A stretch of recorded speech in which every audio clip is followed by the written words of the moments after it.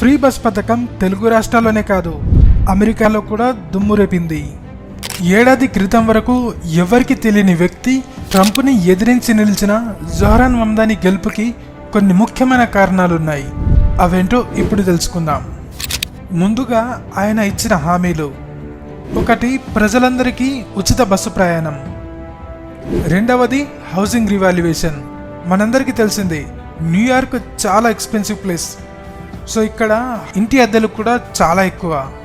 ఈ స్కీమ్తో ప్రజలపై భారం తగ్గించాలన్నదే ఆయన లక్ష్యం. 3. Universal child care.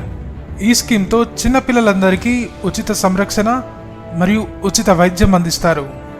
మీ ఒపీనియన్లో వీటిలో ఏ స్కీమ్ జోహ్రాన్ మమ్దాని గెలుపుకి కారణమైందో కామెంట్ చేయండి.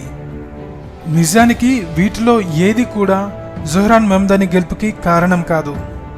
ఆయన ఏడాది కాలంగా ఇంటరాక్ట్ అయిన ప్రతి వ్యక్తితో ఆయన ఓటు అభ్యర్థించిన తీరు ఒకటైతే, మీరు నా పార్టీ అభ్యర్థికి ఓటు వేయకుంటే మీకు ఫండ్స్ రిలీజ్ చేయను, మీ ప్రాంతాన్ని అభివృద్ధి చేయను అని నియంతలా మాట్లాడిన ట్రంప్కి బుద్ధి చెప్పాలని ప్రజలు గట్టిగా భావించారు.